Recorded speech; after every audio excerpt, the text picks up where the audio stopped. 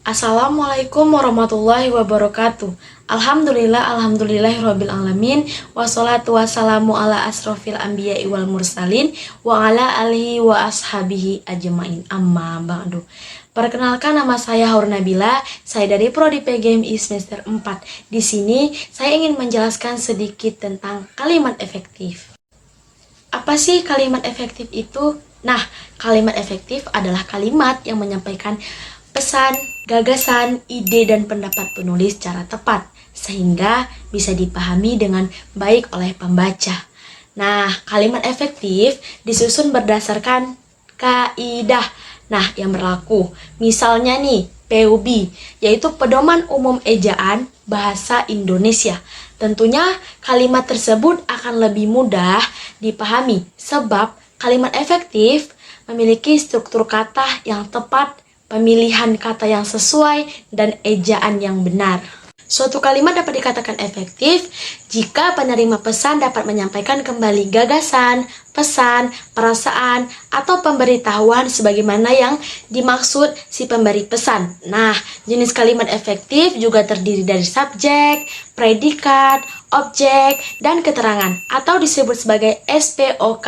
Biasanya kalimat efektif digunakan dalam teks ilmiah seperti makalah, laporan penelitian, skripsi, tesis, disertasi, dan sejenisnya. Adapun unsur-unsur dari kalimat efektif, yang pertama itu memuat unsur kalimat minimal subjek dan predikat. Struktur kalimat efektif harus mengandung unsur kalimat minimal subjek dan predikat. Contohnya, Rangga belajar di kamar. Subjek kalimat tersebut adalah Rangga dan predikatnya yaitu belajar. Nah, yang kedua itu ada hemat kata. Kalimat efektif juga harus hemat kata. Artinya, dalam penyusunan kalimat efektif, penggunaan kata perasa atau bentuk lain yang tidak diperlukan harus dihindari. Salah satunya, hindari pengulangan subjek. Jika subjek dalam sebuah kalimat hanya satu, penyebutannya tidak perlu diulang. Contohnya seperti kalimat tidak efektif. Karena dia sakit, dia tidak masuk sekolah. Contoh kalimat efektif, karena sakit, dia tidak masuk sekolah. Selanjutnya, 3. Makna yang tepat. Kalimat efektif hanya memiliki satu makna, tidak ambigu atau menyimpang.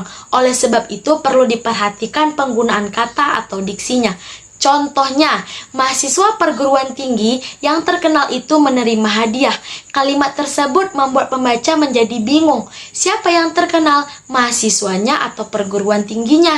Supaya efektif, kalimat ini dapat diubah menjadi dua bentuk, sesuai dengan makna. Yang pertama, mahasiswa yang terkenal itu menerima hadiah. Dan yang kedua, mahasiswa dari perguruan tinggi terkenal itu menerima hadiah.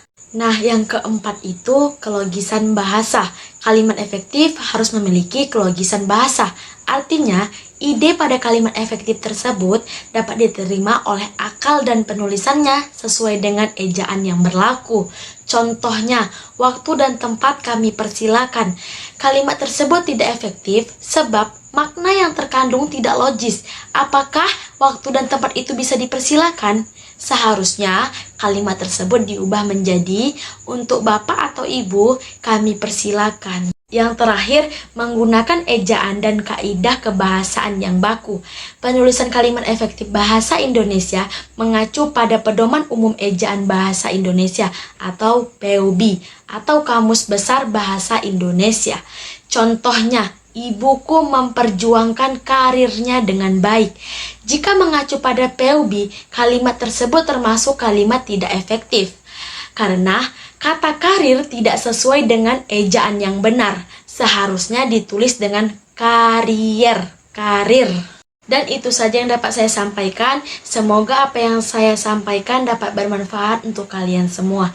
Saya akhiri, wabillahi taufiq wal hidayah. Wassalamualaikum warahmatullahi wabarakatuh.